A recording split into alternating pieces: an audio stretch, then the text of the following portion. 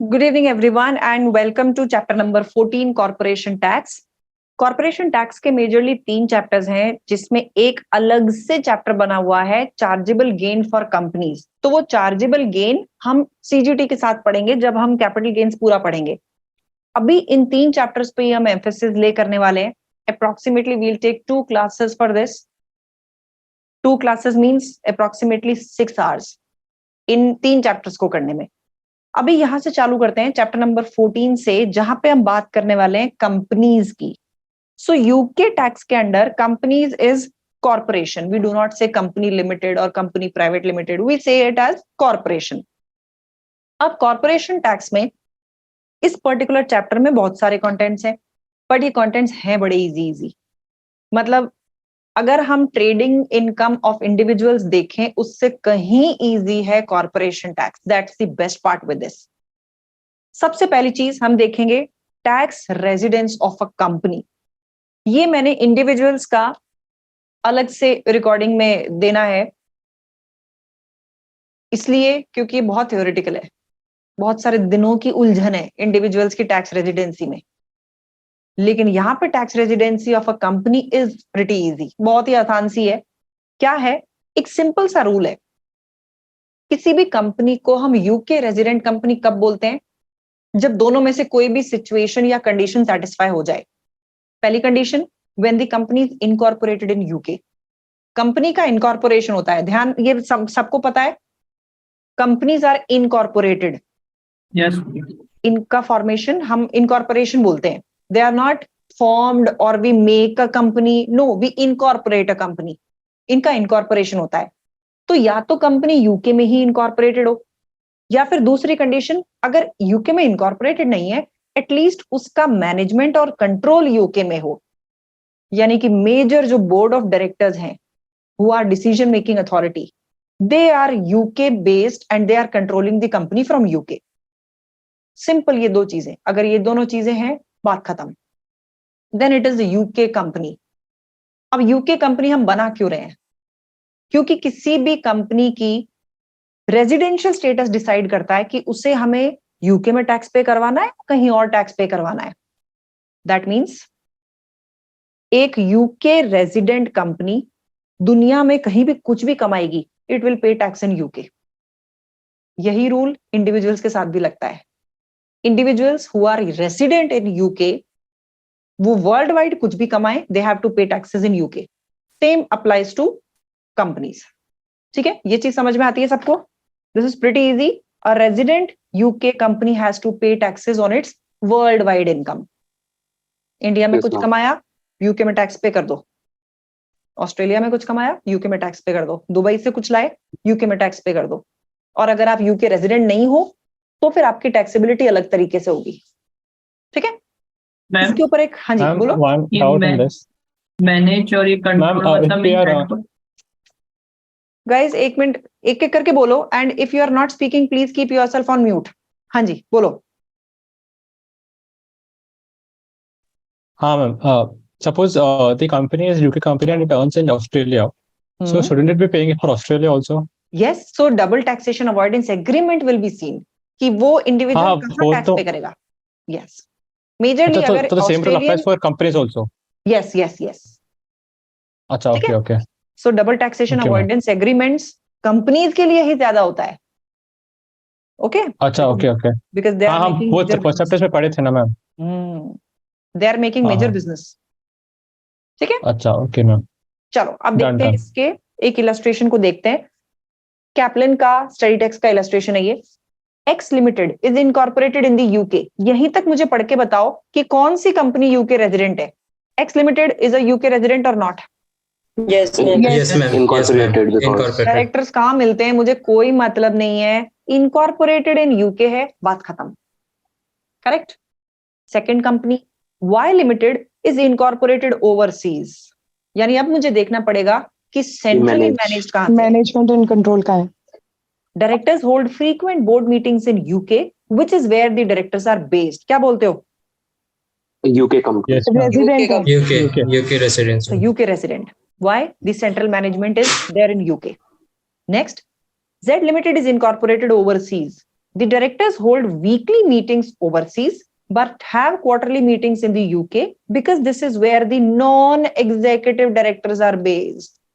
Not Not resident, because non-executive. Non-executive directors कौन होते हैं? Who are not responsible for execution. They are there in policy making, लेकिन उन policies को execute करने में इनका रोल नहीं होता. यानी कंपनी के basic real on ground operations में जो डायरेक्टर्स इन्वॉल्व हैं वो तो यूके के हैं ही नहीं. मीटिंग्स भी यूके में नहीं होती. एक क्वार्टरली मीटिंग करते हैं ये यूके में, यानी यूके से कनेक्शन काफी कम है. Considering that this company can not be treated as UK resident. इन दोनों कंपनीज की, एक्स लिमिटेड और वाई लिमिटेड की, वर्ल्ड वाइड इनकम्स पे they will have to pay tax in UK. और ये जेड लिमिटेड जहां की भी होगी वहां के रूल्स लगेंगे. Got it? Clear? Clear? Yes ma'am. ठीक है. अब नेक्स्ट चीज पे आते हैं, कॉम्प्यूटेशन ऑफ कॉर्पोरेशन टैक्स पे. इसका कॉम्प्यूटेशन कैसे करेंगे? तो आपको एक सबसे बेसिक चीज याद रखनी है, यहां कैश बेसिस यूज नहीं होगा इन एनी वे. किसी भी चीज में हमें स्ट्रिक्टली एक्रूअल बेसिस पे इसकी कॉम्प्यूटेशन करनी होती है. एक लेआउट आपको कैपलन की स्टडी टेक्स्ट में दिया हुआ है, मैंने इसको ऐसा कैसा स्क्रीनशॉट लेके डाला है, ब्यूटिफुली कवर्ड, क्योंकि एग्जामिनर भी ऐसा ही चाहता है. तो मैं इसको टाइप करके क्रेडिट खुद नहीं लेना चाह रही थी, ये कैपलन में दिया हुआ है. इसके एक एक हेड्स ऑफ इनकम अगर आप देखोगे आपको आराम से समझ में आ जाएंगी ये है क्या. एक कंपनी अपने मेन बिजनेस से प्रॉफिट कमा सकती है तो टैक्स एडजस्टेड ट्रेडिंग प्रॉफिट्स होंगे वो, यानी टैक्स रूल्स के हिसाब से एडजस्ट किए हुए ट्रेडिंग प्रॉफिट्स. एक कंपनी इंटरेस्ट इनकम कमा सकती है, दैट इज इंटरेस्ट इनकम. एक कंपनी अपने नाम पे एक प्रॉपर्टी खरीद सकती है और उसको किराए पे दे सकती है, प्रॉपर्टी इनकम. एक कंपनी को कहीं से रॉयल्टी मिल सकती है, कमीशन मिल सकता है, फीस मिल सकती है, दैट इज मिसलेनियस इनकम. और कंपनी अगर अपने किसी एसेट को बेचे तो चार्जेबल गेन भी अराइज हो सकता है. यानी जो सारी चीजें एक इंडिविजुअल के साथ होती हैं वो कंपनी के साथ भी हो सकती हैं, क्योंकि यही चीजें कंपनी के नाम पे भी खरीदी जा सकती हैं. एक लैंड एंड बिल्डिंग कंपनी के नाम पे खरीदी, अब वो लैंड एंड बिल्डिंग बेच दी, तो जो भी गेन होगा that is a chargeable gain for the company. ये सारी की सारी चीजें जोड़ के कंपनी के टोटल प्रॉफिट्स निकलते हैं. Not total income, this is total profits. इसमें से माइनस किए जाते हैं क्यूसीडीज, क्वालिफाइंग चैरिटेबल डोनेशंस. यानी चैरिटी करो लेकिन क्वालिफाइंग जगह पे, फर्जी लोगों पे नहीं. This will give you TTPs. तो अब मैं टीटीपीज बोलूंगी. By TTPs I mean taxable total profits. TTPs होते हैं आफ्टर क्यूसीडीज. ठीक है, यानी दो ही चीजें इसमें एक्स्ट्रा हैं एज कंपेयर टू इंडिविजुअल्स. आप जो जो कमा रहे हैं वो जोड़ दीजिए, उसके बाद में क्यूसीडीज माइनस करिए. This will give you a new name, TTPs, taxable total profits. यहां तक सबको समझ आया? मैम क्यूसीडी एक बार वापस समझाओ. क्या क्या समझ में नहीं आया वो बोलो. I couldn't hear properly. मेरा connection was out. I'm so sorry, ma'am. Recording देखना. सी 14 स्टूडेंट सफर यार एक जने के नेटवर्क से. ठीक है, कुछ नहीं है, सीधा सीधा है. चलो आगे बढ़ते हैं. किसी को कुछ समझ में नहीं आया वो बताओ. अंडरस्टूड. ठीक है, अब देखो आप थोड़ा सा इसकी डिटेल में जाते हैं. For companies everything has to be an accrual, right. इसमें यह ध्यान रखना कि जब प्रॉपर्टी इनकम हम इंडिविजुअल्स की कैलकुलेट करते थे तो कैश बेसिस यूज करते थे. यहां पे no cash basis please.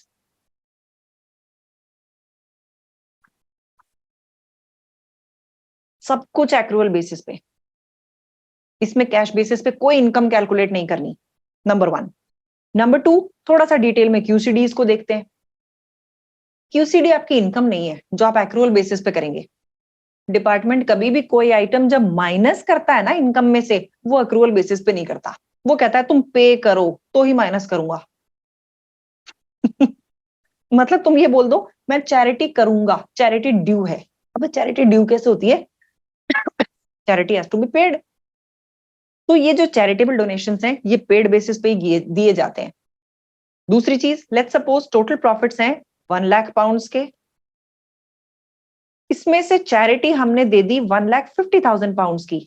Can this lead to 50,000 की negative income, that means making a loss for the company? Possible है ऐसा? No. चाहे वो पीए हो, चाहे वो क्यूसीडी हो, चाहे वो रिलीफ हो, इनकम को नेगेटिव कभी नहीं बना सकते। These are deductions from your income, they can not create a loss for you. तो ये चीज सबके साथ ही अप्लाई होती है। अब कुछ स्पेशल रूल्स और हैं क्यूसीडी से रिलेटेड, इनको ध्यान से सुनना। नंबर 1, कंपनी के जो डोनेशंस होते हैं वो नेट नहीं होंगे, दे आर ऑलवेज ग्रॉस। यानी कभी ऐसा नहीं होगा कि 20% एचएमआरसी को दे देंगे, बाकी बचा हुआ चैरिटी को देंगे। No, they will always pay the total amount to the charity. अब अपने आप चैरिटी जाने कैसे टैक्स देना है, कैसे क्या लेना है। यहां पे हमेशा ग्रॉस पेमेंट होगा। अब क्या हो सकता है, 2 सिनेरियोज हो सकते हैं इस चैरिटी में। नंबर 1, हो सकता है ये स्मॉल डोनेशन है, छोटी सी चैरिटी कर दी यार यूं ही, दिवाली मेला, शनि महाराज, समथिंग लाइक दैट। ये कहां से डिडक्ट होगा, क्यूसीडीज में से या ट्रेडिंग प्रॉफिट्स में से? ट्रेडिंग प्रॉफिट्स में से। Profits. If it is a small trade related donation या charity, it should be reduced from trading profit. लेकिन बाकी सारे डोनेशंस हैं वो कहां से जाएंगे, यानी बड़ा डोनेशन जो ट्रेड से रिलेटेड नहीं हो वो कहां जाएगा, वो क्यूसीडी में जाएगा। Got it? यानी small donations should be adjusted through trading profit, not from QCDs. They are not QCDs. QCDs में वो हैं जो ट्रेड रिलेटेड नहीं है, which are quite big in number. ठीक है, कॉमन सेंस? बताओ बताओ बताओ। Yes, ma'am. ठीक है, अब लास्ट की 2 चीजों का ध्यान रखना, इजी इजी से पॉइंट्स हैं। कंपनीज डू नॉट पे सीजीटी। कंपनीज अपने चार्जेबल गेन्स पे चार्जेबल गेन टैक्स नहीं पे करती। आप इनकी टोटल प्रॉफिट्स में चार्जेबल गेन भी जोड़ लेते हो, टीटीपीज आ जाते हैं, और इसके ऊपर कंपनीज पे करती हैं कॉर्पोरेशन टैक्स। यानी इनके लिए सीजीटी नाम की कोई चिड़िया नहीं है अलग से। हाँ, इसको कैलकुलेट कैसे करना है दैट्स अ सेपरेट चैप्टर, बड़ा छोटा सा ही है, लेकिन इसके ऊपर अलग से रेट नहीं है। ये कॉर्पोरेशन टैक्स रेट के हिसाब से ही सीजीटी चार्ज करते हैं। There is no concept of CGT. ठीक है, इस पॉइंट का ध्यान रखना। फॉर द कंपनीज, ये अपने चार्जेबल गेन पे सीजीटी पे नहीं करते, ये कॉर्पोरेशन टैक्स ही पे करते हैं। यानी नॉर्मल रेट जो बाकी इनकम्स पे लगेगी वही चार्जेबल गेन पे लगेगी। पहली बात ये ध्यान रखना। दूसरी बात, कभी भी कोई डिविडेंड आता है किसी भी यूके कंपनी से या बाहर की कंपनी से, एक कंपनी डिविडेंड रिसीव भी तो कर सकती है, that is exempt from corporation tax. यहां पे तुम्हें कहीं डिविडेंड इनकम नहीं दिख रही होगी, दिख रही है? मिसलेनियस इनकम में please do not include any dividend income. यानी चाहे वो यूके बेस्ड कंपनी हो या कोई बाहर की कंपनी हो, अगर कोई भी कंपनी डिविडेंड रिसीव कर रही है that is exempt for it. Why? Because most of the countries में ये जो कंपनीज पे करती है ना, ये टैक्स पे करने के बाद में डिविडेंड देती हैं, तो उस अमाउंट के ऊपर ऑलरेडी टैक्स पेड है। इसलिए ये लोग इधर ये बोलते हैं कि भैया इसके ऊपर आप एग्जेम्पशन ले लो, एग्जेम्प्टेड। हालांकि ना इंसाफी है, इंडिविजुअल डिविडेंड पे टैक्स पे करता है ना इंसाफी, क्या कर सकते हो? ठीक है, अब देखो, अब ये थोड़ी सी ना चीज घूमी हुई है। इस पूरे को समझाने से पहले तुम्हें एक चीज मैं पहले बोलती हूँ, उसको कानों से सुनना ब्लैंक स्क्रीन पे। हम इंडिविजुअल्स के केस में ये देखते थे कि जो भी पीरियड ऑफ अकाउंट किसी टैक्स ईयर में एंड करेगा उसको हम एक पर्टिकुलर टैक्स ईयर में असेस कर लेंगे। यहां पे क्या करें, यहां पे टैक्स ईयर के बेसिस पे असेसमेंट नहीं होता, फाइनेंशियल ईयर के बेसिस पे होता है। यहां पे पीरियड ऑफ अकाउंट नहीं होता, अकाउंटिंग पीरियड होता है, AP, accounting period. Accounting period 12 महीने से बढ़ा नहीं होना चाहिए, 12 मंथ्स का ही लेना है हमेशा कंपनी के केस में। कंपनी अकाउंटिंग पीरियड कितना भी रखे, मुझे 12 महीने के हिसाब से फाइनेंशियल ईयर बेसिस पे उसकी टैक्स कैलकुलेशन करनी है। मतलब कि फाइनेंशियल ईयर क्या होता है, जो 1 अप्रैल से स्टार्ट होता है और 31 मार्च को खत्म होता है। ठीक है, नाउ लेट्स सपोज एक कंपनी है, उसका अकाउंटिंग पीरियड खत्म होता है 31 मार्च 2023 को कौन से टैक्स ईयर की रेट लगाऊं कॉर्पोरेशन टैक्स की? टैक्स ईयर तो आ रहा है 22-23 मैम। 22-23 टैक्स ईयर तो ये आ रहा है, लेकिन हम तो बोल रहे हैं कि कॉर्पोरेशन टैक्स तो फाइनेंशियल ईयर के हिसाब से लगता है, और फाइनेंशियल ईयर के हिसाब से इनकी रेट्स अनाउंस होती हैं। यानी इसको अब भूल ही जाना, मुझे फाइनेंशियल ईयर देखना है। फाइनेंशियल ईयर 22-23 की रेट है 19%। मैं 19% के हिसाब से 12 महीने के प्रॉफिट्स पे टैक्स लगा दूंगी। नाउ लेट्स सपोज इनका साल क्लोज होता है 30 सितंबर को, कुछ महीने फॉल कर रहे हैं किसी और फाइनेंशियल ईयर में, कुछ महीने फॉल कर रहे हैं किसी और फाइनेंशियल ईयर में, करेक्ट? 2 फाइनेंशियल ईयर्स इंपैक्टेड है यहां पे। ये साल कंपनी के लिए कौन सा अकाउंटिंग पीरियड है? 1 अक्टूबर 2021 से 30 सितंबर 2022 तक का। क्या ये अकाउंटिंग पीरियड है कंपनी का? Yes. Yes ma'am. लेकिन कॉर्पोरेशन टैक्स तो फाइनेंशियल ईयर के हिसाब से चलती है। कौन से 2 फाइनेंशियल ईयर्स इंपैक्ट हो रहे हैं इसमें? 21, 22 and 22, 23.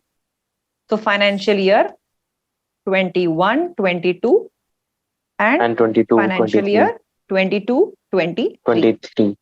6 महीने यहां फंसे हुए हैं, 6 महीने यहां फंसे हुए हैं। 6 महीने की कॉर्पोरेशन टैक्स रेट लगानी है 21, 22 वाली, बचे हुए 6 महीने की कॉर्पोरेशन टैक्स लगानी है 22, 23 वाली। समझ गए? समझ गए? सिंपल। Yes ma'am. लेकिन जितना सुनने में तुम्हें टफ लग रहा है उतना है नहीं। पूछो क्यों? दोनों सालों की कॉर्पोरेशन टैक्स रेट सेम है, यानी नेक्स्ट ईयर चेंज हो जाएगी। वो अभी अभी के लिए जो तुम्हारी सिचुएशन है ना, पिछले 3 सालों से ही बदली नहीं है। तो तुम्हें सिंपल फाइनेंस ईयर में फाइनेंशियल ईयर का 12 महीने उठाना है और वही रेट लगा देनी है, because it has not been changed in the previous 2 years also. लेकिन फिर भी अब ये देखो मैंने क्या लिखा है, कंपनी की कॉर्पोरेशन टैक्स लाइबिलिटी आप कैसे कैलकुलेट करेंगे? आप कॉर्पोरेशन टैक्स की रेट लगाएंगे उनके अकाउंटिंग पीरियड के हिसाब से, और अकाउंटिंग पीरियड 12 महीने से ज्यादा नहीं होना चाहिए। दूसरा, यहां ये लिखा हुआ है तो तुम्हें याद होना चाहिए फाइनेंशियल ईयर के हिसाब से इनकी टैक्सेबिलिटी करनी है। टैक्स ईयर का कहीं रेफरेंस ही नहीं आएगा इसमें, नो टैक्स ईयर। तो now remove your tax year का फंडा दिमाग से। अब यहाँ पे फाइनेंशियल ईयर के हिसाब से हम टैक्सेबिलिटी कैलकुलेट करेंगे। 12 महीने का इनका अकाउंटिंग पीरियड लो। 22 की फाइनेंशियल ईयर की कॉर्पोरेशन टैक्स रेट 19% है, उससे पहले भी 19% ही थी, तो बेसिकली 19% ही लगाना है। इस पे क्वेश्चन प्रैक्टिस करते हैं, you will get more clarity. Test your understanding 2। देखो, Cumberland has the following income and outgoings for the year ended 30th September 2022। 2 सालों की कॉर्पोरेशन टैक्स रेट लगेगी। इन्होंने पूछा है टैक्सेबल टोटल प्रॉफिट्स निकालो, टीटीपीज निकालो। मैं फिर भी इसमें टैक्स रेट भी निकालूंगी, ठीक है? टीटीपीज निकालते हैं। क्या क्या जोड़ूं? Tax adjusted Yes. profits, property income, interest 2200। yes, chargeable gains, dividends exempted, ये माइनस हो जाएंगे। करो total.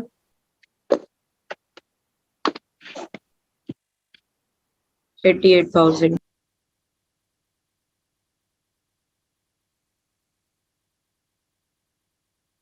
What are the TTPs? 87,000। बताओ। डन? ठीक है। अब भले ही ये जो 30 सितंबर 22 है, ये भले ही 2 फाइनेंशियल ईयर्स में आ रहा है, लेकिन दोनों में रेट सेम रही है। तो इसमें कॉर्पोरेशन टैक्स लाइबिलिटी क्या बनेगी? 19% लगा दो इसका, क्योंकि 6 महीने तुम अलग करोगे भी तो भी कोई फर्क नहीं पड़ रहा।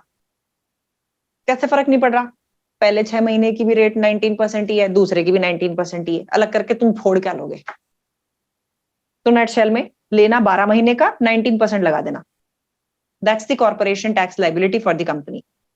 Got it? But for the exam purpose, if this question comes in section C, हमें Yes. अलग-अलग तो शो करना पड़ेगा ना? No. Not needed.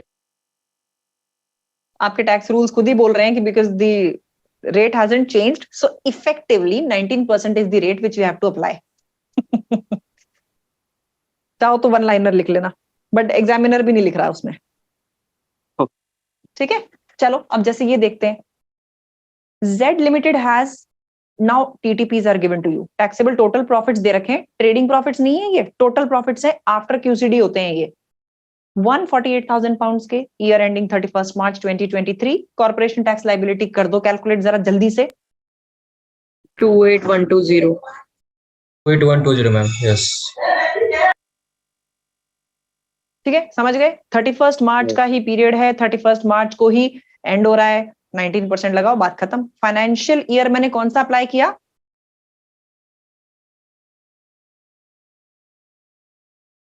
Correct. Yes, ma'am. ठीक है, अब नेक्स्ट वाले पे आते हैं. शायद वहां चीजें इतनी आसान ना हो. देखो, फ्लूट लिमिटेड, इसके टीटीपीज है 4 लाख पाउंड्स के. ईयर एंडिंग कौन सा है? 30 सितंबर. यानी कि ये साल कौन सा होगा इसका? 1 अक्टूबर 2021 से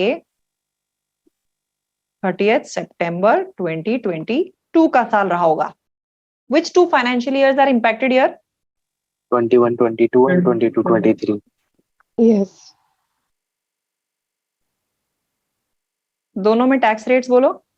Same, ma'am. 19%. 19%. इसका भी 19%, इसका भी 19%. Can I have the number of months also? इस फाइनेंशियल ईयर में कितने मंथ्स फॉल कर रहे हैं? 1 अक्टूबर 21 से 31 मार्च 22 तक के 6 months. 6 months. What about these? 1 अप्रैल 22 से 30 सितंबर 22, अगेन 6 मंथ्स. सो इस 4 लाख का मैं क्या करूं? 19%. मैं 2 लाख 19% 6 मंथ्स का करूं.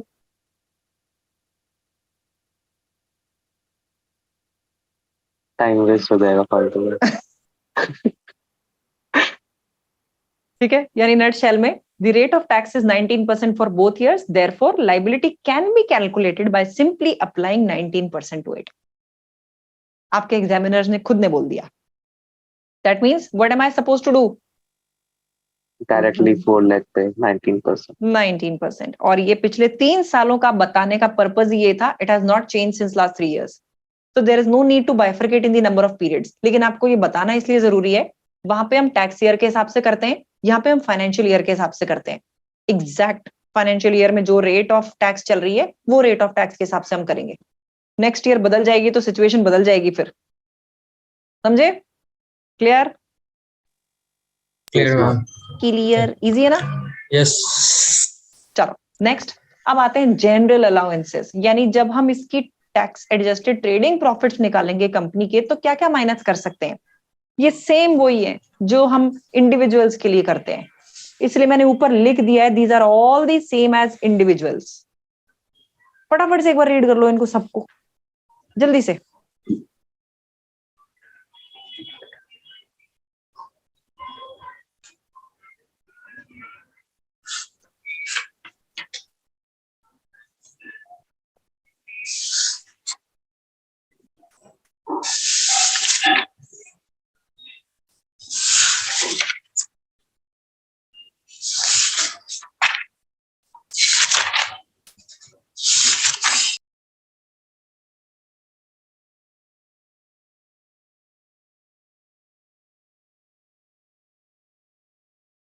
डन.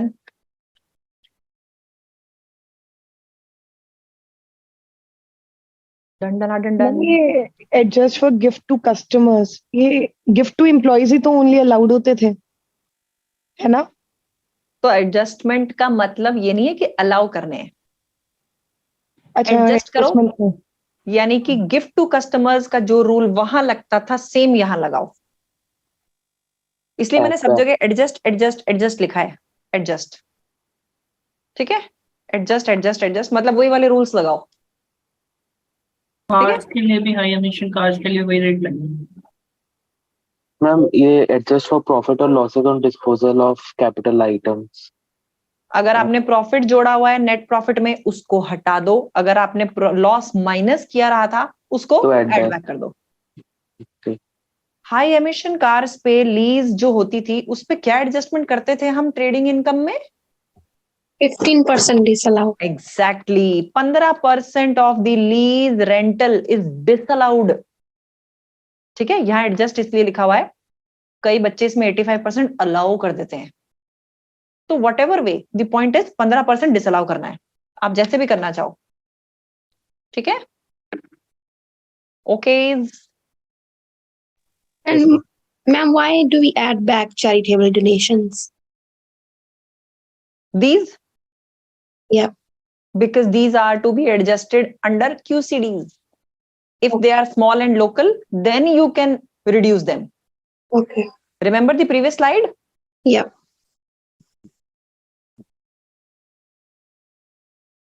ये वाली. This. If it is a small and local donation, then reduce from it. If it is some other donation, then this is not the place where you will allow it. You will allow it here. Okay. ठीक है? So the place is different actually. You are just relocating from here to here. Okay? So ma'am just presentation वो है वो कि पहले add back करेंगे फिर minus less करेंगे। बिल्कुल। इसलिए मैंने यहां ये लिखा कि तुम लोग कंफ्यूज नहीं हो, ऐड बैक करो इसको और फिर वहां माइनस क्या करोगे, क्यूसीडी में अपने आप ही चला जाएगा। ठीक है, और स्मॉल और लोकल है तो फिर तो हमें यहीं पे माइनस रखना है उसको। ठीक है जी, अलाउ कर दोगे आप उसको। Got it? अच्छा, अब देखो कैपिटल अलाउंसेस मैंने यहां लिखे हैं। क्या इसका मतलब ये है कि कैपिटल अलाउंसेस जो इंडिविजुअल्स के केस में मिलते थे वही कंपनी को भी मिलेंगे? मेरा जवाब है हाँ। AIA, FY, everything is same. छोटा सा एक डिफरेंस है, वो भी नया आया है। फाइनेंस एक्ट 2021 ने एक चेंज इंट्रोड्यूस किया, उससे पहले ये भी सेम हुआ करता था। इसने ये बोला कि हम कंपनीज को देंगे सुपर डिडक्शन, कंपनीज के लिए स्पेशल बेनिफिट, स्पेशल ऑफर, यानी कंपनीज को मिलेगा एक super deduction. What is this super deduction for the companies? आप AIA तो दोगे ही दोगे, इनको एक FYA और दोगे 130% इन द मेन पूल पे एक्सपेंडिचर। यानी अगर मेन पूल पे आपने 2021 के बाद में कोई नया खर्चा किया है, नया, तो FYA मिलेगा 130%, और अगर स्पेशल रेट पूल में किया है तो 50%। ये इन एडिशन टू AIA है। तो रूल्स देखना, ये इंडिविजुअल्स में मत डालना, ये सिर्फ और सिर्फ सुपर डिडक्शन मिलता है कंपनीज को, नॉट इंडिविजुअल्स। नंबर 2, आपको ये किस पे मिलेगा? गाड़ियों पे नहीं, प्लांट एंड मशीनरी पे, मेन पूल के आइटम्स पे। तो गाड़ियों में नहीं लेके जाना इसको। देन AIA तो मिलेगा ही मिलेगा, उसके अलावा ये मिलेगा। देन अब मेन पूल एसेट्स होंगे ना, तो AIA से पहले इसको क्लेम करना, AIA किसी और चीज में यूज कर लेना। Make sense? 130%, मतलब कि अगर मैं 50,000 पाउंड की कोई मशीनरी खरीदती हूं तो कैपिटल अलाउंस कितने का मिलेगा?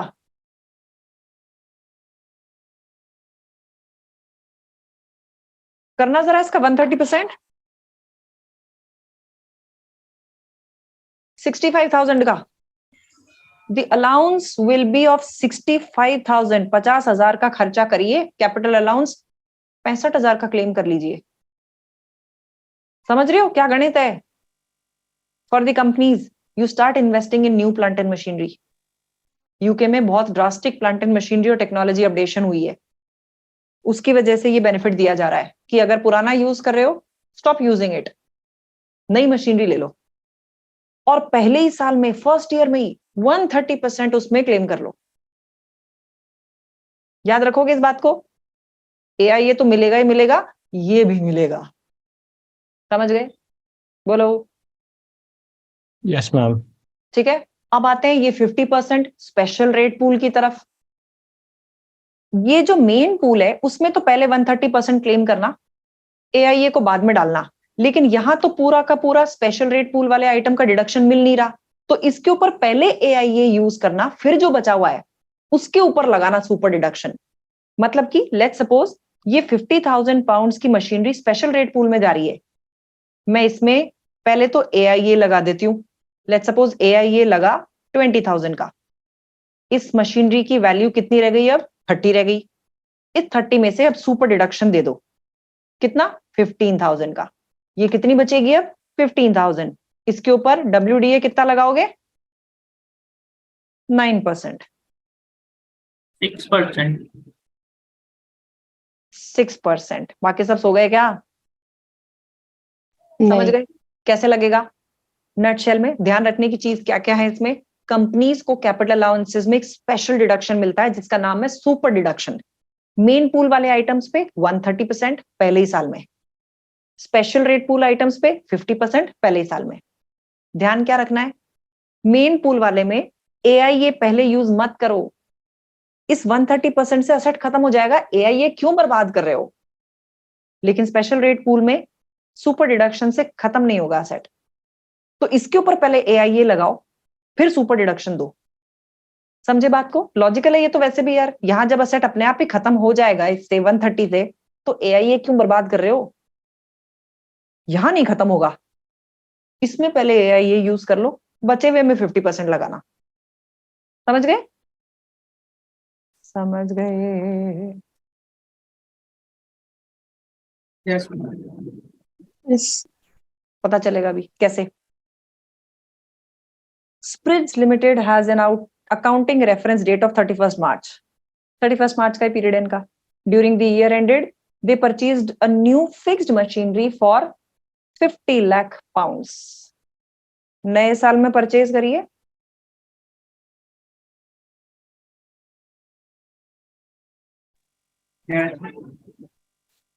करिए, नई प्लांटिंग मशीनरी है भाई, Yes, ma'am. और new integral features. Integral features क्या होते हैं, New features, मतलब interior features and important special features. Rate integral features of the क्या? बिल्डिंग, इंसुलेशन, Oh, ये सब yeah. किस में आते थे, स्पेशल रेट पूल में। तो Special एक rate तो pool. स्पेशल रेट पूल में हमने एडिशन कितना किया है 15 लाख पाउंड्स का, मेन पूल में कितना किया है 50 लाख पाउंड्स का, correct. Balance brought forward on the main pool is निल, यानी निल बैलेंस है अपना अभी। तो चलो ठीक है यार, ये इस पे अभी लगा लो एडिशन मेन पूल वाला 50 lakh. और ये स्पेशल रेट, और यहाँ ले लेंगे अलाउंस। Allowance. सो एडिशन में लेते हैं सबसे पहले मेन पूल वाले को, that is how much 50 lakhs. 50 lakhs। AIA दूं इसके ऊपर, No. तो क्या लें, FYA 30%. Super deduction 130%. 50 lakhs, super deduction दे दो जरा 65 lakhs. 65 lakhs, इसकी वैल्यू 0. ले लूं अलाउंस वाली साइड,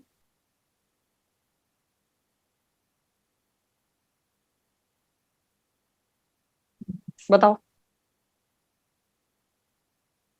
करेक्ट। दूसरे पे आऊं, इंटीग्रल फीचर्स पे, जो स्पेशल रेट पूल में जाएगा। कितने वैल्यू का किया हमने 15 लाख का, 3 lakh. मैंने क्या बोला AIA इसमें पहले एडजस्ट करना। AIA होता है 10 lakhs, कितना यस बचा ये 5 में से सुपर डिडक्शन दे दो 250 50%. 250। आपने कितना क्लेम कर लिया यहाँ पे 10 लाख, तो ये और 250 ये। अगर डायरेक्ट पे तुम पहले ये सुपर डिडक्शन देते तो कितना देते, हम्म। तुम्हारा AIA वेस्ट हो जाता, होता कि नहीं होता। मतलब Yes. 15 lakhs पे आप 7.5 लाख सुपर डिडक्शन दे देते, बचा कितना 7.5, AIA कितना देते 7.5, टोटल डिडक्शन कितना ले लेते 15 लाख का। तुम्हें क्या लगता है डिपार्टमेंट बड़ा खुश होता ये देख के और AIA वेस्ट होता वो अलग 2.5 लाख का AIA। बट इंटेंट इज तुम्हें ज्यादा बेनिफिट्स ना देना, पहले AIA को खत्म करो उसके बाद में सुपर डिडक्शन लो, जबकि मेन पूल में उन्होंने बोला कि आप AIA बाद में ले लेना। Got it, got it. Yes, ma'am. तो मैम ये एक्सेस डिडक्शन के लिए तो हमें ये सारा फॉर्मेट मतलब टेक्निक अप्रोच बोलिए कि एआई पहले क्लेम करो कि आपको मैक्सिमम डिडक्शन मिले, राइट? नहीं, बट मैक्सिमम डिडक्शन तब मिलता है जब हम एआईए पहले नहीं लेते। जब हम सुपर डिडक्शन पहले लेते ना तो हमें डिडक्शन ज्यादा मिलता नहीं, किस केस में? स्पेशल रेट में? स्पेशल रेट में। स्पेशल रेट में तब हमें ज्यादा मिल जाता। तो अगर हम करते तो 15 लाख का 50% 7,50,000 हो जाता तो 750 तो सुपर डिडक्शन है, हम्म 750 एआईए। अब भी आपने सुपर डिडक्शन कितना लिया? 250। उसमें कितना लेते? 750। हाँ, वो 15 क्या हो लग रहा रहा है, है? 15 लाख। डिपार्टमेंट उसको एक्सेप्ट यहाँ पे करता? 12 लाख हो रहा है। समझे? Department would not have accepted that. देखो, एक सीधा सा इंटेंट होता है, आपको कोई चीज डिडक्शन के लिए दी जाती है आपके बेनिफिट के लिए, एचएमआरसी को चूना लगाने के लिए नहीं। समझे? इसलिए ये क्लैरिफाई कर दिया गया कि भैया मेन पूल पे तो आप 130% चलो ले लो, लेकिन स्पेशल पूल पे पहले एआईए को खपो, उसके बाद में जाके आओ इस पे 50% पे। ठीक है? वैसे बात देखो हिसाब की भी है, जब आपके पास एआईए है, वो मेन पूल पे यूज नहीं हुआ है, तो पहले उसको एग्जॉस्ट करो यार। एडिशनल क्लेम करने के लिए बाद में पहुंचना। एडिशनल क्लेम आपको दिया गया है कि तुम इसके अलावा भी लो, तो पहले इसके अलावा पे तो आओ, पहले वाले पे तो आओ। ठीक है? Got it? मैम एक डाउट है, बोलो। अगर हमारे पास यहाँ पे एक की जगह दो मशीनरी होती तो हम उन दोनों का अलग अलग 130% देते कि उनका कंबाइंड मतलब कुछ ऐसा एक लिमिट है? No, no limit. जो भी नए नए इन्वेस्टमेंट्स होंगे 130% of that investment is eligible for FYA. Okay, and special पे भी सेम चीज, पहले पूरा एआई एग्जॉस्ट करेंगे, इधर इट इज 1 और 5 Yes. इन्वेस्टमेंट्स एंड देन उसका 50%। जो भी वैल्यू ऑफ असेट बच रहा है उसका 50%। उसका 50, ठीक है। ठीक है? चलो अब नेक्स्ट पे आते हैं, स्पेसिफिक अलाउंसेस पे। तो अब हम किस चीज को टच करने वाले हैं कि कंपनीज और इंडिविजुअल्स में क्या डिफरेंस है। ये पर्टिकुलर 3 जो पॉइंट्स हैं, ये मेजर पॉइंट्स ऑफ डिफरेंस हैं, एक इंडिविजुअल की ट्रेडिंग इनकम कैलकुलेशन में और एक कंपनी की ट्रेडिंग इनकम कैलकुलेशन में। एक एक करके इनको देखते हैं, ध्यान से देखना। अब सबसे पहली चीज, प्राइवेट यूज एडजस्टमेंट्स। हम इंडिविजुअल के केस में क्या करते थे ना, let's suppose I will take, एक ओनर का प्राइवेट एक्सपेंस है, इसको हम क्या करते हैं? इधर डिसअलाउ हो जाएगा। डिसअलाउ होता है। यहां पे अगर किसी डायरेक्टर ने कोई खर्चा किया, प्राइवेट एक्सपेंस किया और कंपनी ने उसका पेमेंट किया, उसको भी डिसअलाउ करोगे? नहीं, नहीं करेंगे। डायरेक्टर्स आर नॉट मालिक्स of the company, they are employees. समझे? तो कंपनीज के केस में डायरेक्टर का या एम्प्लॉय का कोई भी प्राइवेट यूज पे खर्चा हुआ है और कंपनी ने पैसे दिए हैं, उसको एड बैक मत कर बैठना। वो एम्प्लॉय है, कंपनी ने उसके लिए अगर पैसा दिया है तो कंपनी विल क्लेम डिडक्शन। मालिक जब कुछ भी करता है ना तो वो डिसअलाउड होता है। Employees and directors are not मालिक। याद है उसमें तो यहां तक भी होता था कि एम्प्लॉय ने अगर कोई फाइन किया है या फ्रॉड किया है वो भी अलाउ करना पड़ेगा, लेकिन मालिक ने अगर कोई फाइन पे किया है या फ्रॉड किया है वो अलाउड नहीं होगा। The only distinction is between मालिक एंड एम्प्लॉय। एम्प्लॉयज आपके हाथ में नहीं है। डायरेक्टर्स को यू हैव टू पे something for their private expenses also so that they stay in the company. हाँ, ये बात और है कि फिर जो डायरेक्टर है वो अपने एम्प्लॉयमेंट इनकम में बेनिफिट बना के टैक्स देगा। So this amount will be taxed by someone, either the company और in the hands of the employee. Got it? तो कंपनी के केस में अगर किसी भी एम्प्लॉय के प्राइवेट खर्चे को पे किया गया है, it is allowed. Please do not adjust for anything. Same applies for private use of assets. Capital allowance calculation में अगर ओनर कुछ भी प्राइवेट यूज करता था किसी भी मशीनरी का या गाड़ी का, तो हम एक अलग कॉलम बना डालते थे। यहां पे उस कॉलम की जरूरत नहीं है। There is no private use adjustment here, no private use adjustment if it is being used by the directors and employees, because they are not मालिक ऑफ द कंपनी। कंपनी के मालिक ढेर सारे हैं। कौन है मालिक?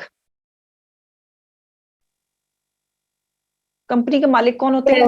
शेयरहोल्डर्स। तो शेयर होल्डर थोड़ी कुछ भी यूज कर रहे हैं। तो यहाँ पे डायरेक्टर कुछ भी यूज करे, एम्प्लॉय कुछ भी यूज करे, कंपनी उसके लिए पैसा दे रही है, do not put up your दिमाग देयर।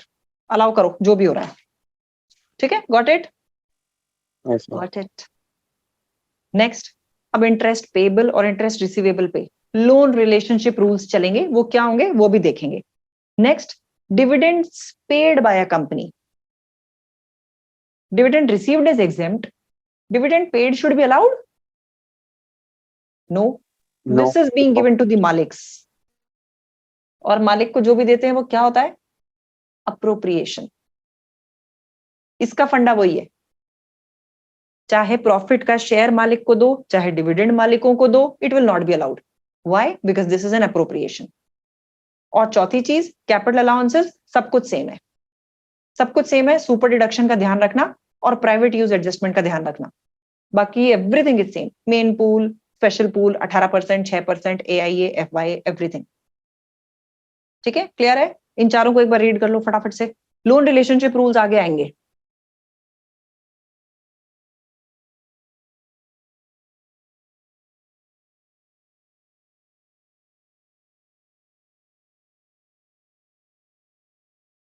क्लियर? बढ़ू आगे,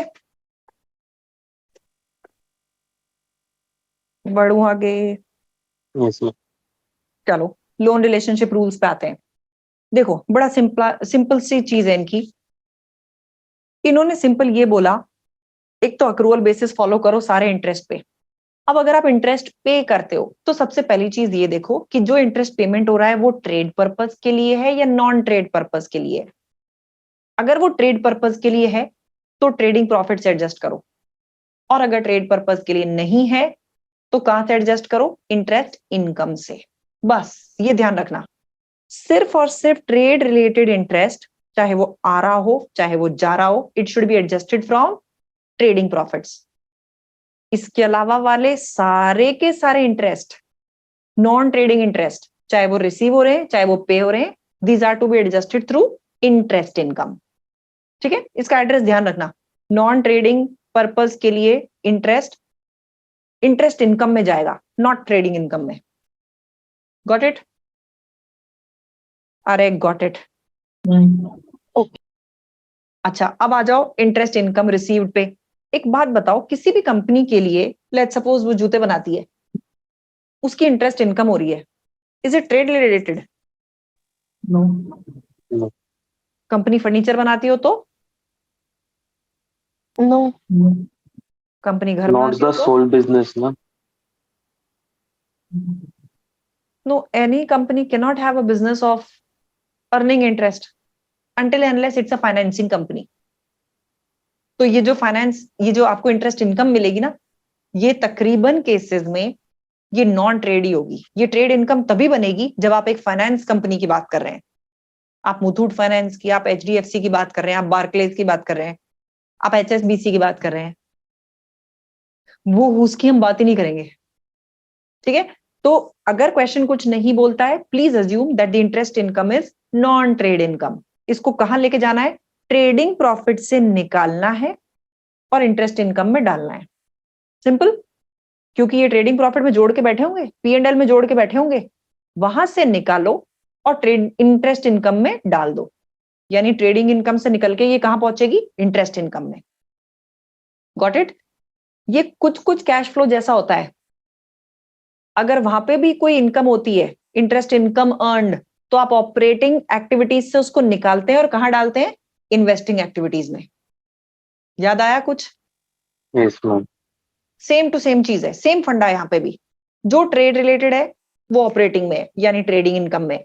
जो नॉन ट्रेड रिलेटेड है वो इन्वेस्टमेंट इनकम में है, यानी कि इंटरेस्ट इनकम में है, ठीक है? अब इस पे देखो, करते हैं एक छोटा सा क्वेश्चन, टेस्ट योर अंडरस्टैंडिंग। 7 है ये कैप्लन का, इसको देखते हैं। The profit before tax of Smith Limited as per the statement of P&L for the year ended 31st December 22 is 105,940 pounds, which includes, इसमें depreciation adjust हुआ है, loan note interest payable। ये ट्रेड रिलेटेड लोन है, question ने खुद बता दिया। Trade related loan पे इंटरेस्ट कहां जाना चाहिए, कहां जाना चाहिए, trading profit. Trading profits. Trading में जाएगा, simple. So this is trading profit का आइटम। बैंक इंटरेस्ट पेबल, चलो इसका नीचे देखेगा क्या है। बैंक इंटरेस्ट रिसीवेबल पे क्या बोलते हो? ये कहां जाना चाहिए? इंटरेस्ट इनकम में। ठीक है, इनका जो फॉर्मेट है उसमें trading income, employment income, interest income, miscellaneous income वो है, तो हम उस इंटरेस्ट इनकम की बात कर रहे हैं। तो चलो मेजर हेड्स तो मिल गए, आगे बढ़ते हैं। Calculate Smith's taxable total profits, TTPs निकाल लो for 31 December 2022 clearly showing different types of income. ठीक है जी। बैंक इंटरेस्ट रिसीवेबल यानी ये बाहुबली यानी मैं, includes an accrual of 2340 as at 31st December 22 and 1210 as at 31st December 21. There were no accruals in respect of the loan note or bank interest payable at either the beginning or the end of the year. मुझे accrual क्यों दे रहे हैं ये समझ नहीं आ रहा मुझे कुछ भी. Why are they giving this accrual? क्योंकि interest is always on accrual basis. Everything for companies is on accrual basis. Everything. अच्छा, अब ये जो इन्होंने बोला है the profit as per P&L is this, जिसमें ये included है। अब मुझे क्या पता कि इसमें ये accrual पे ये डाला है या कैसे डाला है, I don't know। ये मुझे कैसे पता लगेगा? आपको क्वेश्चन बताएगा, यहाँ क्वेश्चन कुछ नहीं बताना चाह रहा, ये गंदी बात है क्वेश्चन की। ठीक है, मैम उसमें लिखा है इंक्लूड्स, तो मतलब एक्रूअल बेसिस पे होगा शायद। तो इसका मतलब ये इसका एडजस्टमेंट कुछ करने की जरूरत ही नहीं है 15860 में। P&L में तो आइटम वो आता है ना जो अक्रूवल बेसिस पे होता है। तो क्या 15860 में 2340 और 1210 का एडजस्टमेंट हुआ है कि नहीं हुआ है? आई एम नॉट क्लियर, बताओ। I am not sure. तो it's absolutely up to you कि आप इस पे क्या अज्यूम करते हो। मैं ये मान रही हूँ कि P&L में गया है तो सारी चीजें इंक्लूड और एडजस्ट करके गया है। बच्चे गलती क्या कर सकते हैं, इसमें से प्लस माइनस कर देंगे, ओहो ये इससे रिलेटेड नहीं है, माइनस, ओहो ये उससे रिलेटेड नहीं है, माइनस, अरे ये पे नहीं हुआ, पेड बेसिस पे करना है। 1210 तो 21 का है ना? हाँ, तो वो क्यों आएगा? मतलब ये इंक्लूड कर, अरे पॉइंट वो नहीं है बच्चे, पॉइंट ये है कि ये आफ्टर एडजस्टिंग दिस है या नहीं है, सवाल ये है। This is not payment, this is P&L के बैलेंसेस, समझ रहे हो? P&L में ये बैलेंसेस डाले हैं, तो P&L में तो वैसे भी करंट ईयर के होते हैं, यानी कि इन दोनों का एडजस्टमेंट किया हुआ होगा इसमें, क्योंकि क्वेश्चन कुछ क्लियर कर ही नहीं रहा कि इसमें ये एडजस्टेड है कि नहीं है। आई एम नॉट श्योर कि एडजस्टेड है कि नहीं है, समझे बात को? लेकिन एग्जाम में ये चीज क्लियर होती है कि ये अमाउंट्स पेमेंट के हैं क्या, और वैसे भी ये लिख रहा है रिसीवेबल, नॉट रिसीव्ड। ठीक है, बोलो बोलो बोलो। मतलब मुझे खुद श्योर नहीं हो रहा है, चलो करते हैं एक बार आगे, उससे पता चल जाएगा। अभी तक का तो मैं अजम्पशन ये ले रही हूं कि इसमें ये दोनों के दोनों एडजस्टेड है, अपने आप P&L में जो इन्होंने आइटम डाला है वो एडजस्ट करके डाला है। ठीक है, ये चीज समझ गए? समझ गए? Yes ma'am. ठीक है। अच्छा, bank interest is payable on a loan to purchase an investment property, क्या बोलते हो? इन्वेस्टमेंट प्रॉपर्टी खरीदने के लिए लोन लिया था, उसके ऊपर इंटरेस्ट पे कर रहे हो, is it trade related? No. Non trade related. तो कहां ले जाना चाहिए इसको? इंटरेस्ट इनकम में। तो मेरे को एक हेड तो कंप्लीट होती दिख रही है, let me draft up the interest income first.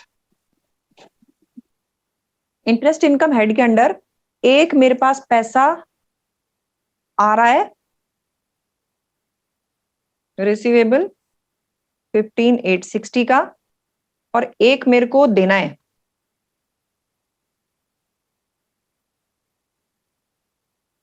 जरा नेट निकालो दोनों का, मेरी इंटरेस्ट इनकम कितनी होती है? 9270। How much? 9270। 9270। यस। ठीक है, तो ये तो मेरी इंटरेस्ट इनकम हो जाती है। कंपनीज कैपिटल अलाउंसेस आर 11,800, ठीक है। तो अब मुझे सिर्फ ट्रेडिंग इनकम कैलकुलेट करनी रह गई, trading profits of the company. हम प्रॉफिट कहां से शुरू करें? 105,940 में से क्या मुझे डेप्रिसिएशन एड बैक कर देना चाहिए? Yes, ma'am. Yes. और अलाउ क्या करना चाहिए? Capital allowance Capital allowance. यहीं कर दूं लेस। क्या अमाउंट है? 11,800। बताओ इस आइटम में कोई दिक्कत? हम्म। नेक्स्ट आइटम, ये जो प्रॉफिट है इसमें ये लोन नोट इंटरेस्ट पेबल है, ये एडजस्ट हुआ है, ये ठीक है क्या? ठीक एडजस्ट हुआ है क्या, या मुझे एड बैक कर देना है? ठीक है, एडजस्ट हुआ, ट्रेड से रिलेटेड ठीक है यार, ये तो ट्रेड रिलेटेड है, माइनस ही होना था और इन्होंने माइनस ही किया है, ठीक है, लेट इट बी, इसका कोई एडजस्टमेंट नहीं करते। देन बैंक इंटरेस्ट पेबल, ये इन्होंने माइनस किया, क्या मुझे माइनस करना चाहिए था? इन्वेस्टमेंट पर्पस से No. तो नहीं। वो इंटरेस्ट वो इनकम नॉन ट्रेड रिलेटेड, तो इसको माइनस नहीं करना था, लेकिन इन्होंने Add net back. Profit calculate करते टाइम कर दिया। I should add back. Add back. सिर्फ इंटरेस्ट पेबल लिख रही हूँ, ठीक है। How much? 6590। And what about this receivable, ये इन्होंने इनकम बना के जोड़ी थी, मुझे इनकम बनानी थी। आपको इंटरेस्ट इनकम बनाना था, इंटरेस्ट इनकम बनानी थी, ट्रेडिंग इनकम थोड़ी बनानी थी। हटाओ इसको यहां से, minus minus interest which you have received. This is not your main business to earn interest. निकालो जरा ट्रेडिंग इनकम कितनी आ रही है, सॉरी ट्रेडिंग प्रॉफिट्स कितने आ रहे हैं? 94620। And what is the TTP for this company? 103890। ठीक है, समझ आए? समझ आए? Yes ma'am. 15,860 में मैंने ये मान के चला है कि ये एडजस्टमेंट सारे हुए हुए होंगे, बिकॉज P&L में जो अमाउंट आ रहा है that is for this year only, तो ये एडजस्टमेंट्स अपने आप हो गए होंगे। हाँ, ये बैंक इंटरेस्ट रिसीव्ड होता तो सिचुएशन बदल जाती, तो मुझे एडजस्टमेंट करना पड़ता कि भाई जो रिसीव हुआ है उसमें से इस साल का कितना है। ठीक है, अच्छा अब जरा मैं बोलूं अगर इस पे कि कॉर्पोरेशन टैक्स लाइबिलिटी कैलकुलेट कर दो, कितनी आएगी? ध्यान रखना ये 31 दिसंबर एंडिंग पीरियड है, 9 महीने 1 साल की रेट, 3 महीने 1 साल की रेट। फिर भी क्या फर्क पड़ता है? 19 ही है, 19% ही लगेगा। तो क्या लगेगा? 19,739 90,713। 7 39.1, तो 39 39 ही ले लेते हैं। यस। तो टैक्स लाइबिलिटी 19% के हिसाब से आती है 19,739। समझ गए? क्लियर? क्लियर? ठीक है, अब आते हैं इम्पेयर्ड डेट्स पे। इम्पेयर्ड डेट्स कौन से होते हैं?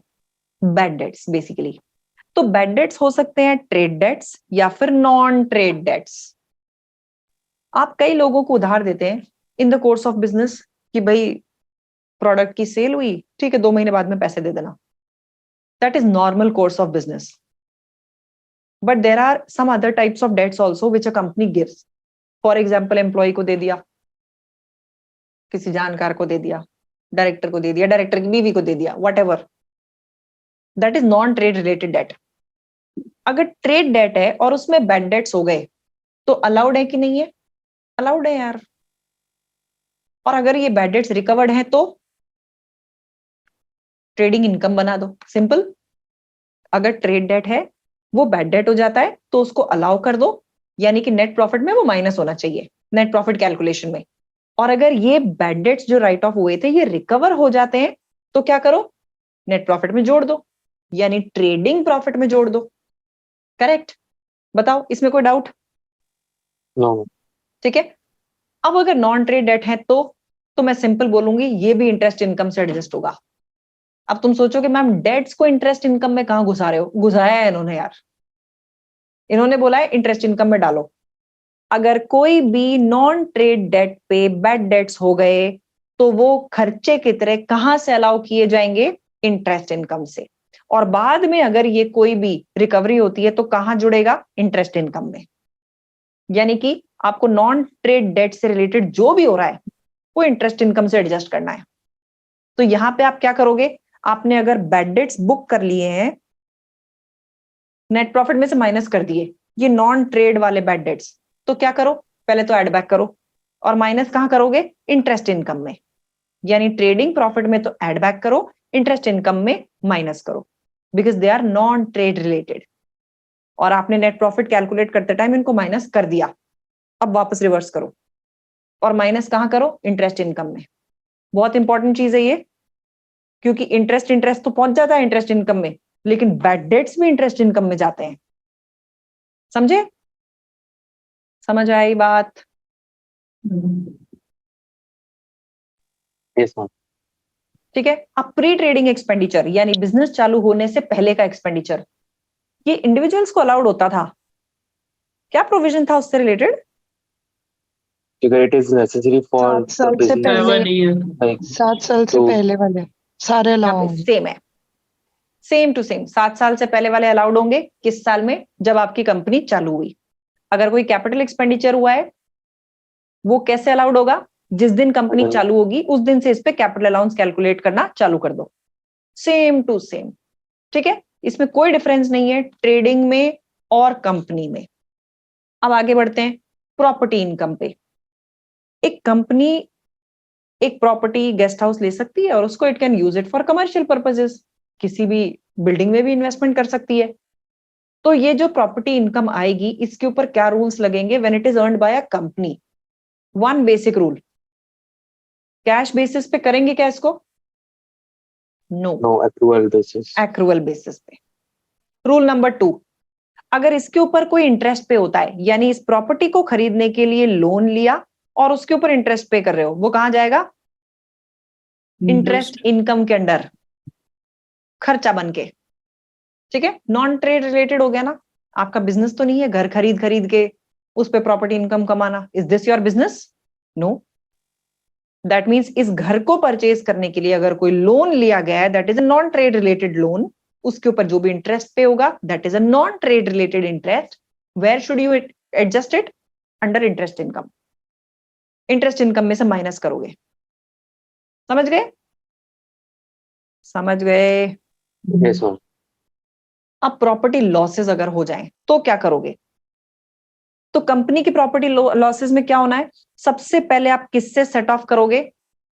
टोटल प्रॉफिट्स बिफोर क्यूसीडी से।